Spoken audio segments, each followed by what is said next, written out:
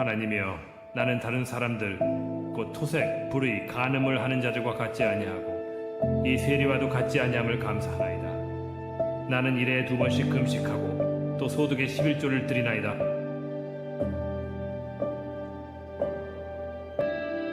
뱀들아, 독사의 새끼들아, 회칠한 무덤 같으니 겉으로는 아름답게 보이나 그 안에는 죽은 사람의 뼈와 모든 더러운 것이 가득하다. 바리새인이라는 단어는 구약에는 존재하지 않는 단어입니다. 그런데 신약에는 나오는 단어입니다.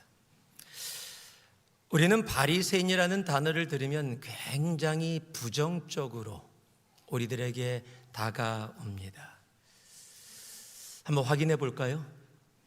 자, 옆 사람을 바라보시면서 이 바리새인 같은 자야 한번 얘기해 보시죠. 우리 옆 사람을 보시면서 이 바리새인 같은 자야. 왜 못하십니까? 예, 2부 때도 거의 얘기를 못하시더라고요.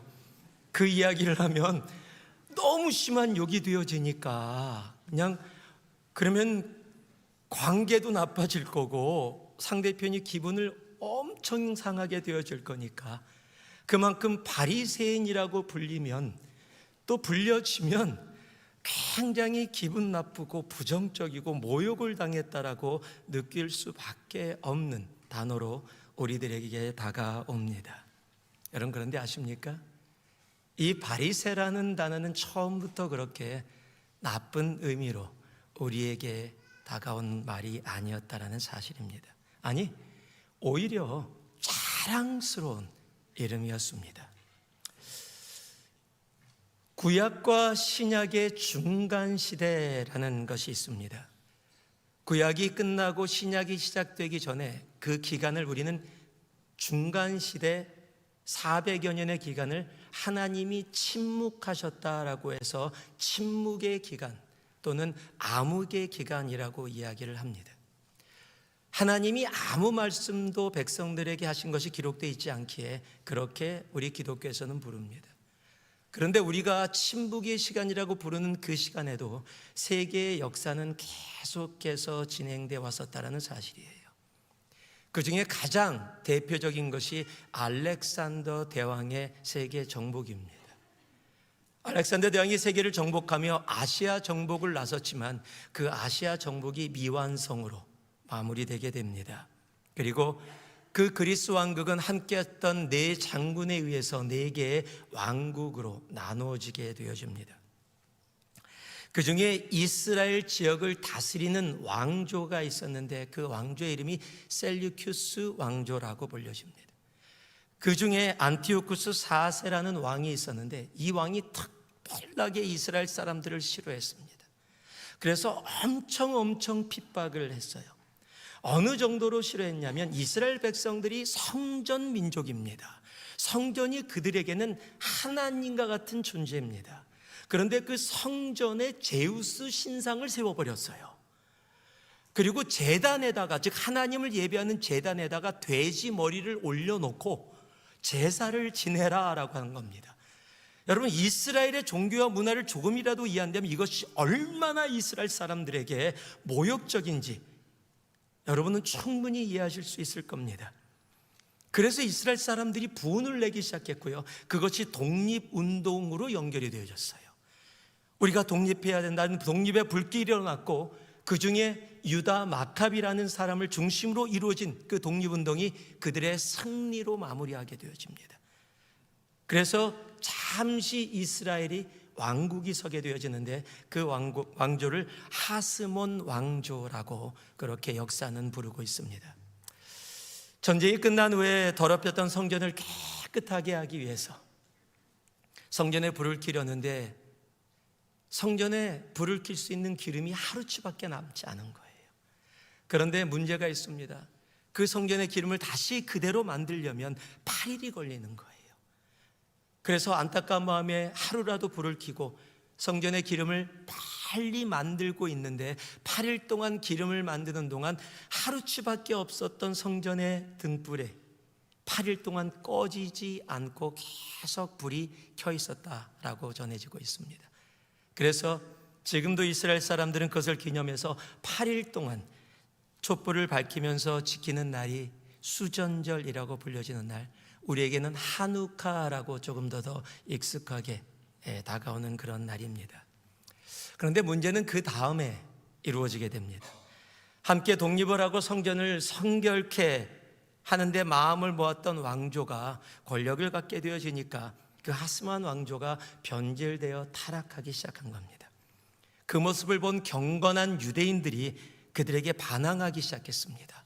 이거는 아니지 않냐고, 우리가 왜 독립을 하려고 목숨을 걸고 싸웠느냐, 이거는 아니지 않느냐라고 반항을 하기 시작했는데, 하스몬 왕조가 그 반항하는 자들을 향해서 반항하는 자, 분리하는 자라는 히브리어 파라시라는 이름으로 그들을 부르기 시작했습니다. 그것이 바리새의 유래가 되었다라는 사실입니다. 이들은 하나님의 거룩한 공동체로서 모든 불결한 것을 제거하려는, 잘못된 것을 올바로 하려고 하는 좋은 것에서 시작되었었다라는 사실입니다. 그런데 시간이 지나고 예수님이 오신 그때의 바리새인은 처음에 그 바리새인이 아니었다라는 사실입니다. 이름은 같았는데 이미 그들의 삶은 변질되어졌고 마음은 눅눅해졌고 신앙이 아니라 믿음이 아닌 종교로 살아가는, 그래서 다른 사람과 비교하고 다른 사람을 정죄하고 판단하는, 오늘 영상에서 나온 것처럼 세리를 판단하고 정죄하고 사람들을 판단하며 나는 의로운 사람, 저들은 죄인이라고 이야기하는 그런 변질되고 타락한 모습을 띠게 되어진 것입니다. 예수님은 그들을 향해 뭐라고 얘기했습니까? 독사의 자식들아, 회칠한 무덤아. 우리 주님은 그들을 향해서 그렇게 외치셨습니다. 왜 그렇게 됐을까요? 왜 그렇게 순수하고 아름답게 시작되어졌는데 자신의 목숨을 걸고 경건함을, 하나님을 위해 시작된 바리새라는 이름이 왜 이렇게 변질되어졌을까요? 여러분, 처음 가졌던 순수한 그 첫사랑을 간직하지 못하면 누구나 그렇게 되어줄 수 있다라는 사실입니다. 여러분, 가톨릭도 마찬가지였습니다. 여러분, 가톨릭의 초대 신앙은 순교의 신앙이었습니다. 예수를 믿으면 내가 목숨을 잃을 수도 있다, 아니 목숨을 잃게 되어지는데도 내가 세상과 타협하지 않고 예수 그리스도를 믿고 죽겠다라고 이야기하는 순교의 신앙이 여러분 가톨릭의 신앙이었어요. 그런데 시간이 지나고 중세에 와서 이들이 무엇을 만들었습니까? 천국행 티켓 면제부를 만들어서 이걸 돈 주고 사면 천국 갈 수 있다라는 그 타락함의 극치까지도 변질되어졌었다라는 사실입니다. 여러분, 그것에 반해서 목숨 걸고 일으킨 게 뭐예요? 종교개혁입니다. 마르틴 루터를 중심으로 일어난 종교개혁. 여러분, 사람들이 그들을 향해서 뭐라고 불렀는지 아세요? 가톨릭이 반항하는 자들이다 그래서 부른 것이 우리가 지금 쓰고 있는 프로테스탄트, 프로테스탄이라는 이름이 그곳에서 나온 겁니다. 그것이 우리들입니다. 그런데 그렇게 목숨 걸고 시작한 종교개혁, 그래서 지금 프로테스탄트라는 이름을 가지고 있는 우리들, 지금 그 이름은 세상에 또한 어떤 의미로 다가가고 있는지요? 한국에서는 크리스찬이라고 이야기하면 나쁜 놈들이라는 동의어로도 사용한답니다. 왜 그런 모습으로 목숨 걸고 시작하고 순수함으로 하나님의 복음을 지키고자 했던 모습들이 왜 시간이 지나가며 그렇게 변질되고 타락되어질 수밖에 없을까요? 그러나 중요한 것 우리가 알아야 합니다. 그렇게 타락되고 변질되어가는 우리들을 하나님은 그냥 놔두지 아니하십니다. 하나님은요, 우리를 그냥 놔두시기에는 우리를 너무도 사랑하십니다. 지금 이 순간도 하나님은 우리를 정말로 사랑하십니다. 그래서 우리를 그냥 놔두지 아니하시고 우리들에게 새로운 시작을 명령하시는 것입니다. 그러기에 이 새로운 시작이 하나님의 은혜라는 사실입니다. 오늘 혹이라도 이 자리에 우리가 애굽의 삶에 노예처럼 조금만 힘들고 어려우면 왕년으로 예전으로 돌아가고자 하는 노예 근성이 나에게 조금이라도 남아있다면 오늘 그것을 다 버리고 회개하고 정말 주님께서 시작하시는 새로운 시작의 명령에 함께 참여하는 우리가 되어지기를 주님의 이름으로 축복합니다. 나도 모르는 사이에 올바른 시작을 했는데 나의 신앙이 시간이 지나면서 변질되고 눅눅해져서 성도와 교회의 덕을 세우기는커녕 오히려 정죄하고 판단하는 바리새인처럼 나의 삶의 영역 가운데 그런 모습들이 있다면 오늘 주님 앞에 회개하는 시간이 되기를 원합니다. 그래서 새로운 피조물이 되어져 하나님이 시작하시는 새로운 시작에 다시 함께 기쁘게 나아갈 수 있는 우리 모두가 되어지기를 소망합니다. 하나님은요, 우리에게 새로운 시작을 명하십니다. 이스라엘 백성들에게 성막을 세우게 하시면서 하나님은 그들에게 다른 것을 명하신 것이 아닙니다. 새로운 시작을 명하신 겁니다. 너희가 더 이상 노예가 아니다.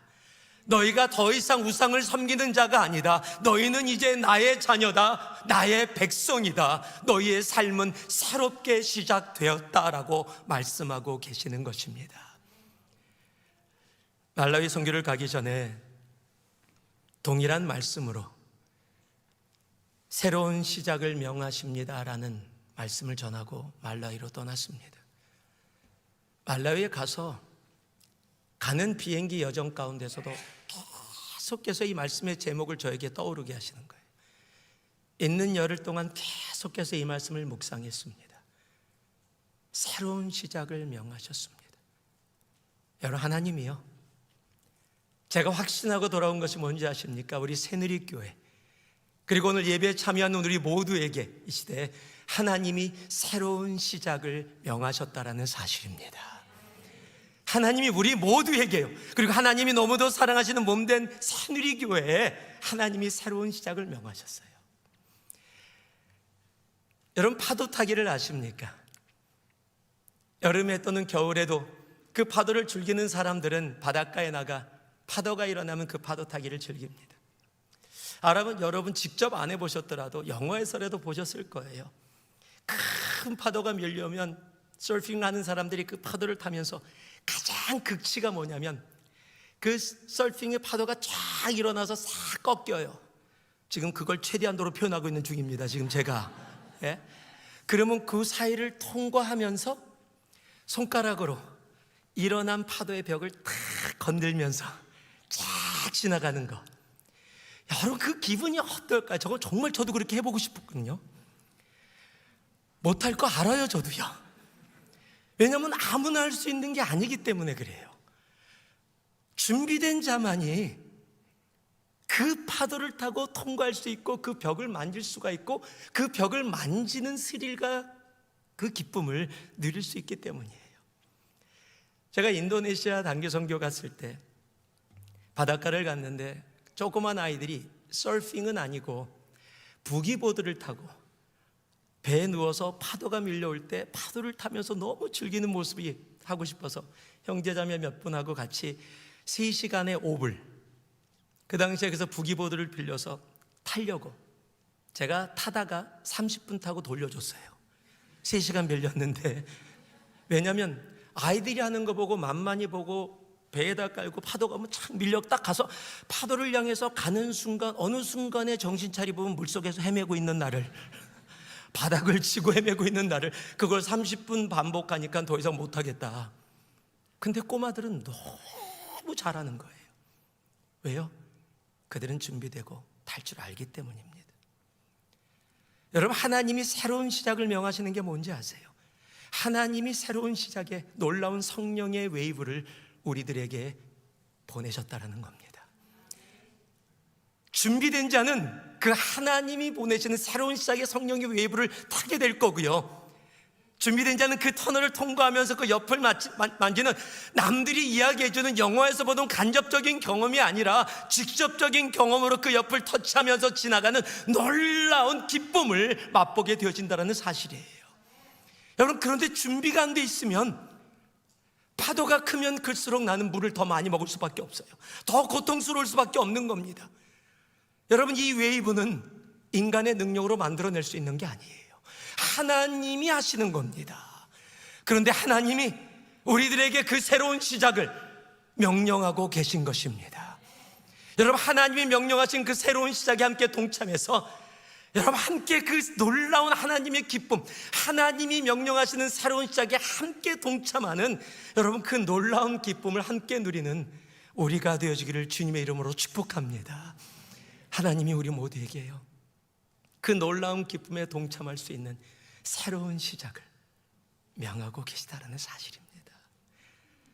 오늘 예배를 드리는, 오늘 온라인을 통해서도 예배드리는 우리 모두 한 명도 빠짐없이 물 먹는 사람들이 아니라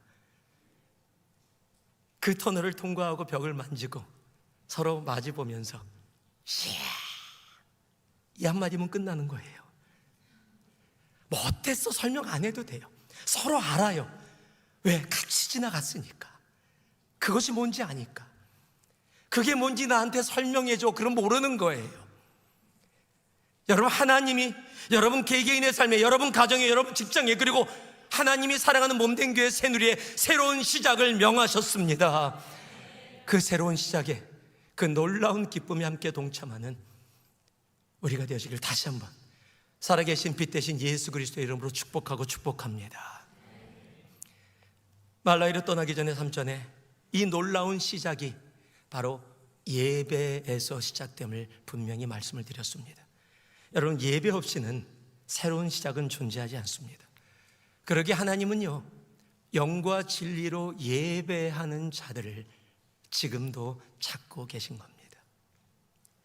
여러분 받으신 주보, 또 온라인 주보를 보면 담임 목사 칼럼 칸이 있습니다.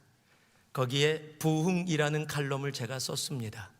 칼럼을 썼다라는 이유는 읽어달라는 이야기입니다. 종이가 있고 글씨가 있구나가 아니라 읽어달라. 여기에 제가 지금 읽으라는 얘기가 아니에요.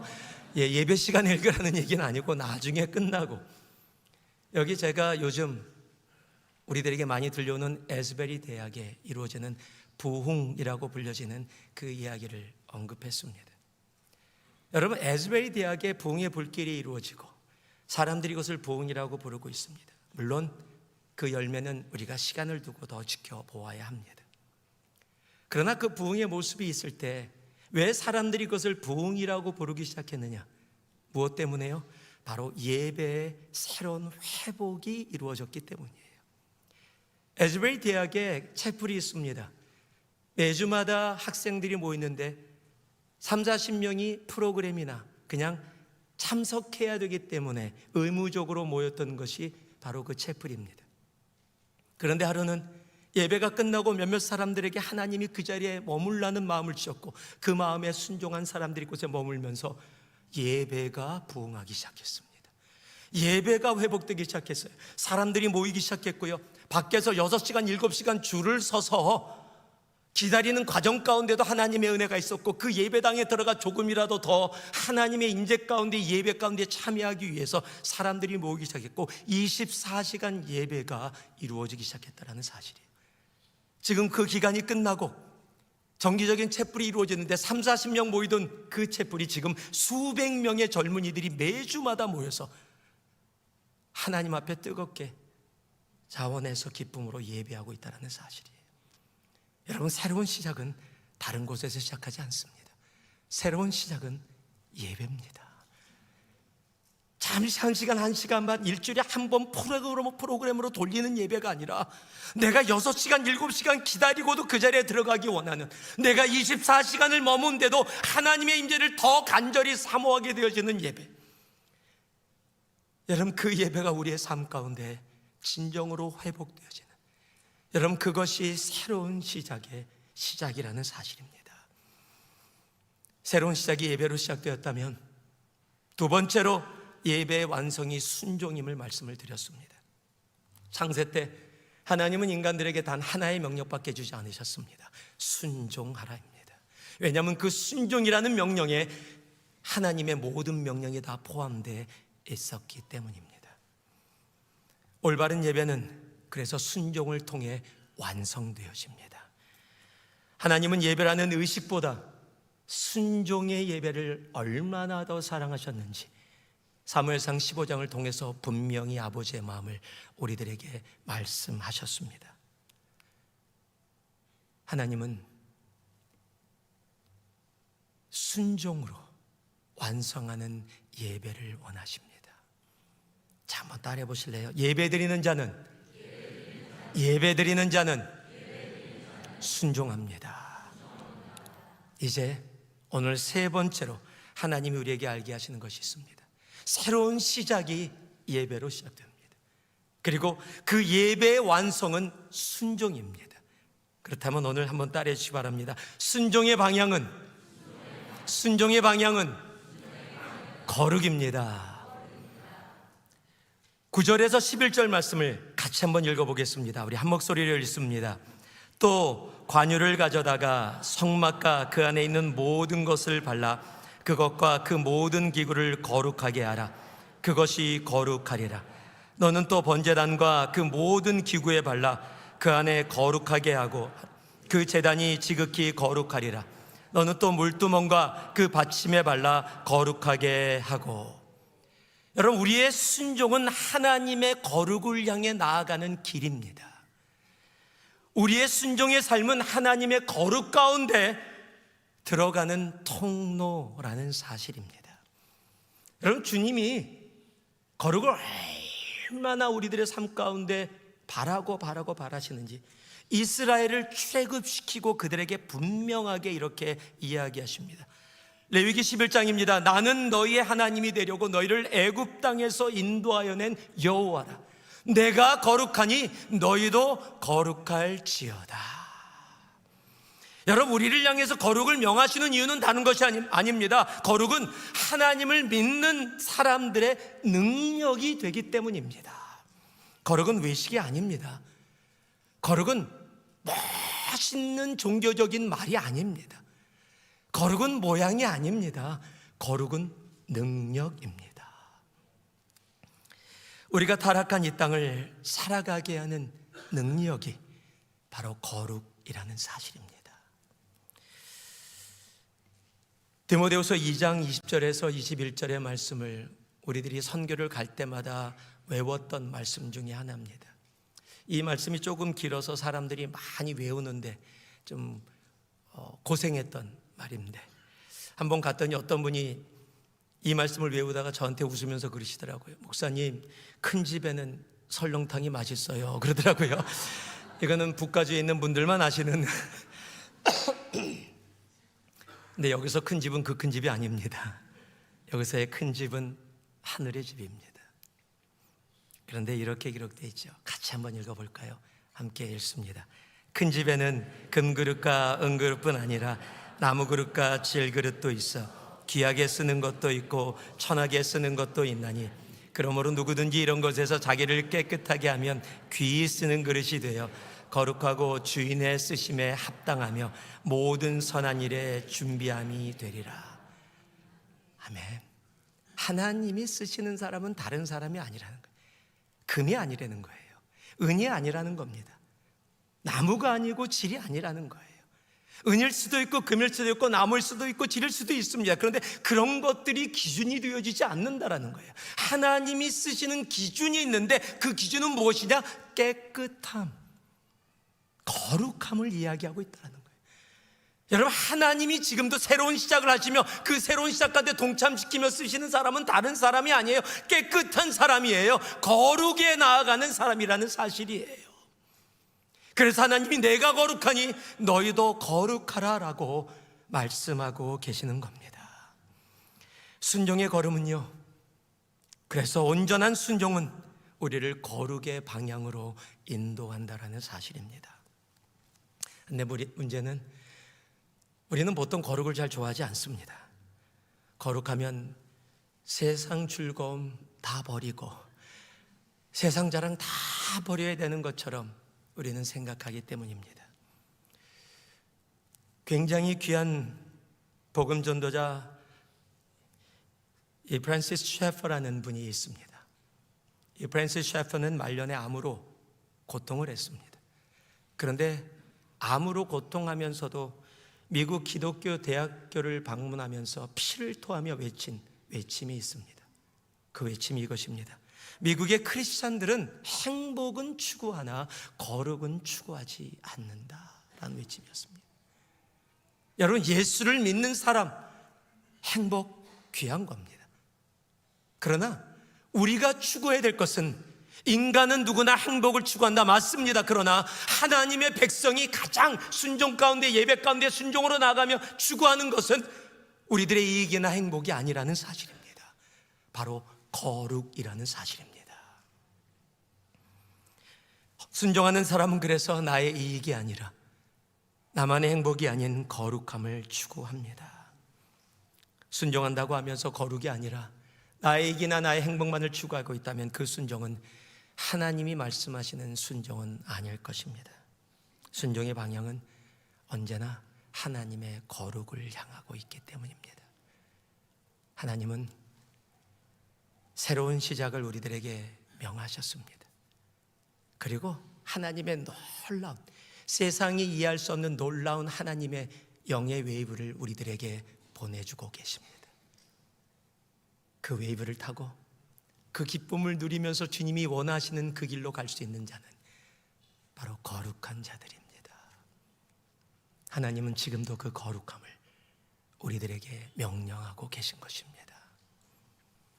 그렇다면 마지막으로, 그럼 우리는 어떻게 그 거룩함, 정말 부담되는 단어, 그 거룩함으로 나아갈 수 있을까요? 13절에서 15절입니다. 같이 읽겠습니다. 아론에게 거룩한 옷을 입히고 그에게 기름을 부어 거룩하게 하여 그가 내게 제사장의 직분을 행하게 하라. 너는 또 그 아들들을 데려다가 그들에게 겉옷을 입히고 그 아버지에게 기름을 부은 같이 그들에게도 부어서 그들이 내게 제사장의 직분을 행하게 하라. 그들이 기름 부음을 받았은즉 대대로 영영이 제사장이 되리라 하시매. 한번 따라해 주시기 바랍니다. 거룩의 구별은 성령입니다. 여러분, 성막을 만들 때 성막은 특별한 재료를 통해서 만들어진 것이 아니라 당시에 어디서나 구할 수 있는 평범한 재료들을 사용해서 성막을 만들었다는 사실이에요. 다만 특별한 것이 하나 있다면, 하나님이 그 재료들을 어떤 재료를 사용하고 어떤 모양으로 하고 어떤 사이즈로 하라고 하나님이 명령하신 그 명령에 순종함으로 그 재료를 사용해서 성막을 만들었다라는 사실입니다. 순종으로 만들어진 성막이었습니다. 그런데 하나님이 그곳에 마지막으로 한 가지의 명령을 더 더하십니다. 그곳에 관유를 부어 거룩하게 하라라는 명령입니다.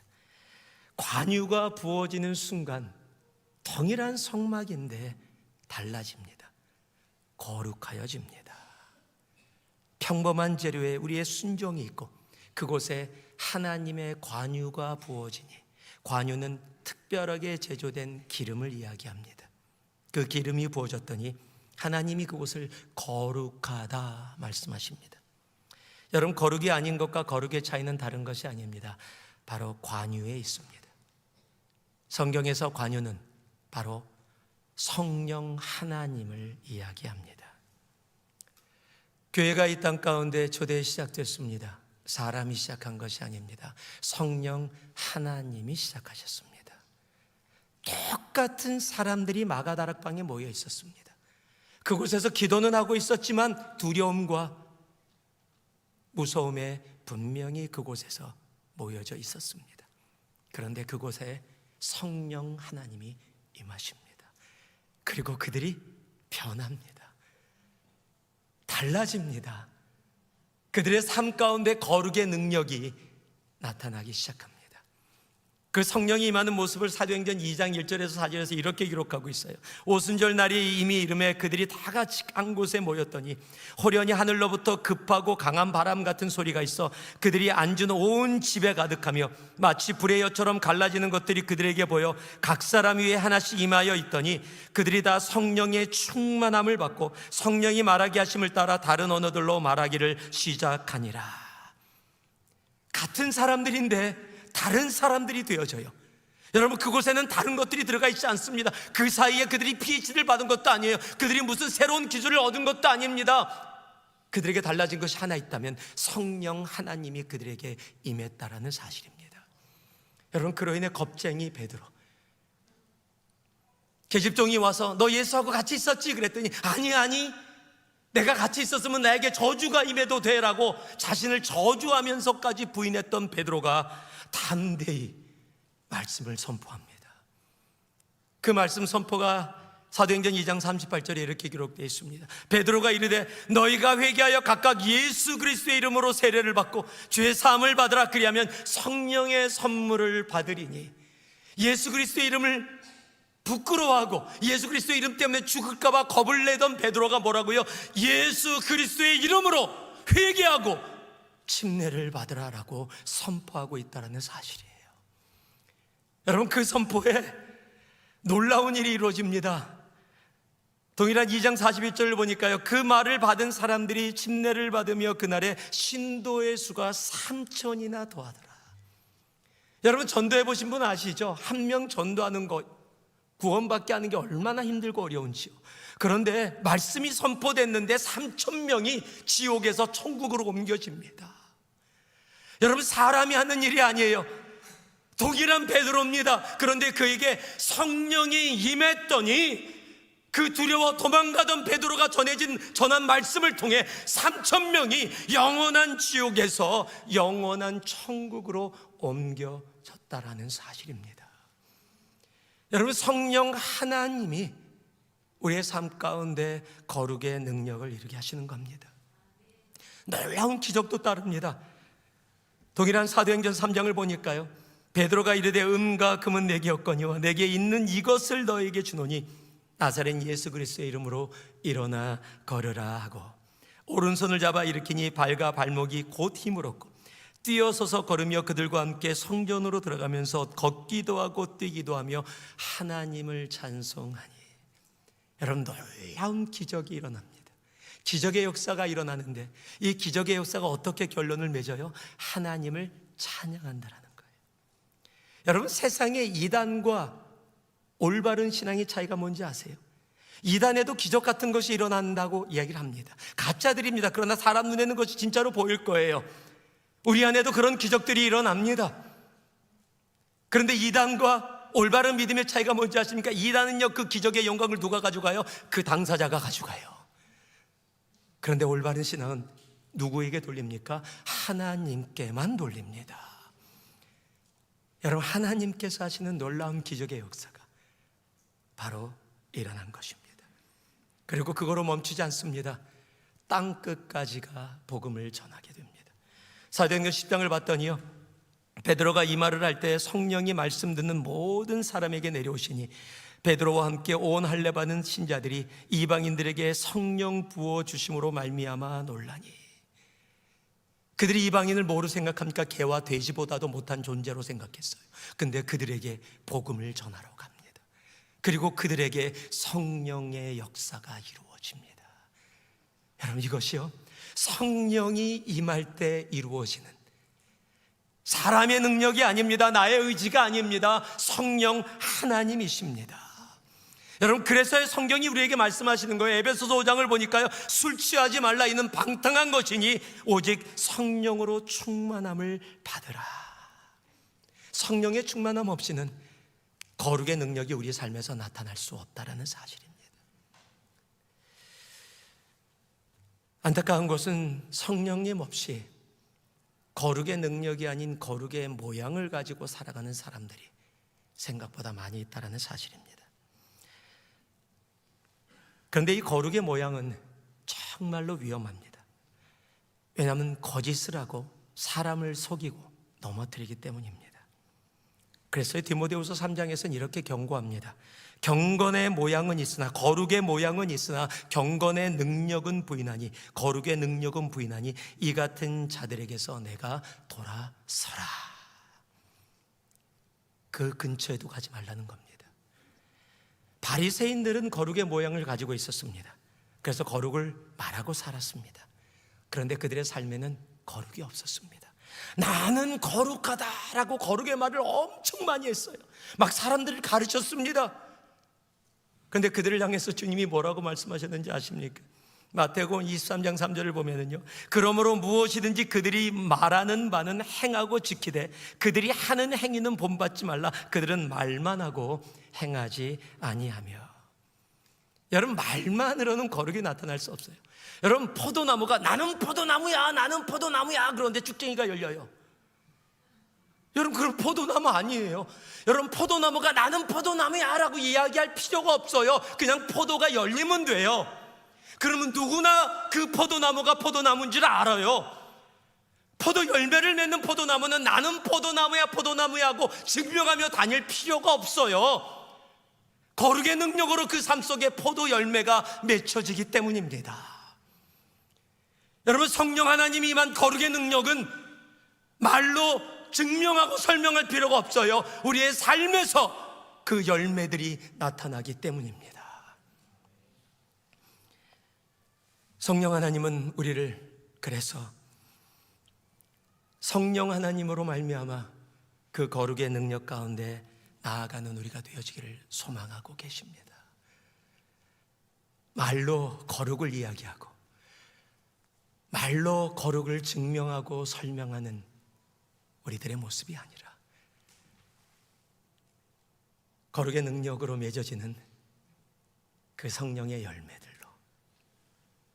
성령 하나님이 함께하는 여러분 놀라운 은혜의 자리, 여러분 그 자리가 얼마나 복되고 귀한 자리인지 아십니까? 여러분, 그런 은혜가 우리 모두에게 있기를 살아계신 빛 대신 예수 그리스도의 이름으로 축복하고 축복합니다.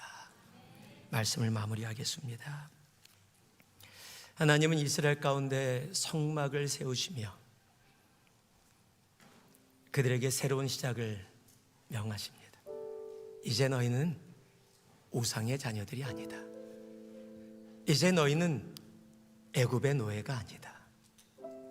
나의 사랑하는 자녀, 나의 백성들이다. 그러니 이제 과거를 버리고 너희는 새로운 피조물이 됐으니 나와 함께 새로운 시작을 나아가자 라고 말씀하고 계시는 겁니다. 하나님은 지금을 사는 우리들에게도 그 동일한 명령을 하십니다. 하나님이 오늘 우리들에게 그리고 새누리교회, 이 몸된 교회에게 명령하십니다. 새로운 시작을 나와 함께 하라. 그 새로운 시작을 위해 하나님 우리들에게 말씀하십니다. 첫사랑을 잃고 눅눅해진 변질된 나의 마음에 주님을 향한 예배의 불길이 타오르기를 하나님은 간절히 원하고 계십니다. 일주일에 한 번 예배 나오는 것조차도 힘들어하는 그런 자리가 아니라 온라인 예배 드리는 것조차도 힘들고 어려워서 하나님을 만나기가 아니라 그냥 임무 다하기 원하는 숙제로 나아가는 그런 예배가 아니라 내 마음이 간절히 원해서 6시간, 7시간 줄을 서서 기다린다고 할지라도 내가 주님의 임재 가운데 예배의 자리에 나가길 원합니다는 그 진정한 예배의 열정이, 그 예배의 불길이 우리들한테 회복되기를 하나님은 원하십니다. 이 안에 우리 새누리 가운데, 우리 개인의 삶 가운데 그 예배가 회복되기를 살아계신 예수의 이름으로 축복합니다. 하나님을 예배하는 자리가 얼마나 소중하고 귀한지, 조금만 몸이 불편하고 조금만 핑계가 되면 오늘은 못 가겠네, 오늘은 온라인으로 예배 드려야지 하는, 하나님보다 내가 앞에 나가는 그건 예배가 아니에요. 그건 의식입니다. 그건 의례예요. 하나님은 그런 곳에 임하시지 않으십니다. 하나님, 내 마음을 다해 열정을 다해 주님 앞에 나아가 하나님, 내가 이곳에서 주님과 영원히 있기를 소망합니다라고 외칠 수 있는, 하나님은 그런 예배를 받기를 원하십니다. 우리 새누리 예배가, 나의 예배가 그런 예배로 주님 앞에 회복되기를 진심으로 소망합니다. 그리고 그 예배가 순종으로 완성되어지기를 원합니다. 그럴 때 우리의 순종이 나의 이익이나 행복을 추구하지 아니하고 우리는 하나님의 거룩을 향해 달려가게 되어질 것입니다. 그리고 그 거룩에서 그 능력을 우리의 삶에 차고 넘침을 경험하게 될 것입니다. 그러나 그 모든 것이 우리의 의지나 능력이나 경험으로 지혜로 이루어지는 것이 아니라 바로 성령 하나님으로 이루어짐을, 하나님은 그것을 우리들에게 명령하고 계시고 원하고 계십니다. 하나님은 오늘 우리에게 다시 새로운 시작을 명하십니다. 그 마음을 한번 따라해 주실래요? 새로운 시작은 예배입니다. 예배의 완성은 순종입니다. 순종의 방향은 거룩입니다. 거룩의 구별은 성령입니다. 이 네 가지를 종합해서 한마디로 완성하면 새로운 시작은 성령 하나님으로 완성되어집니다.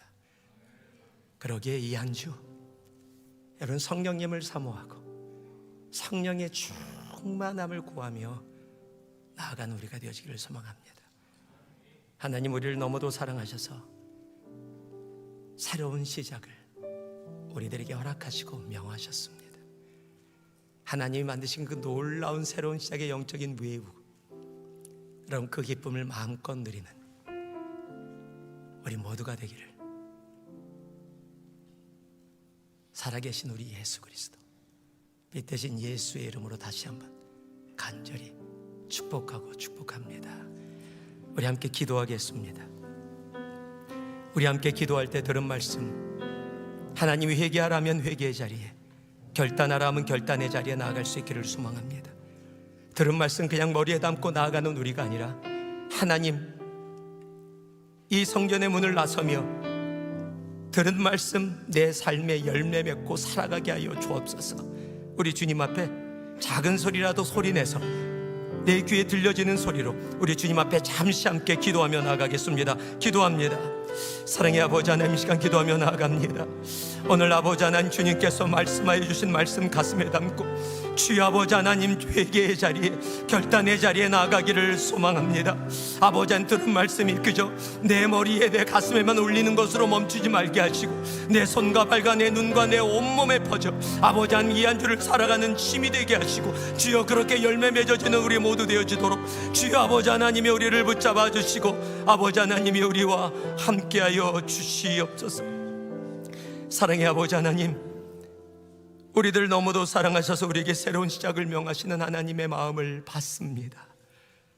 아버지 하나님, 우리와 함께 하시고 오늘이 그리고 이 한 주가 주님이 명령하시는 새로운 그 시작을 순종하며 살아가는 그 첫 시간 되게 하여 주시옵소서.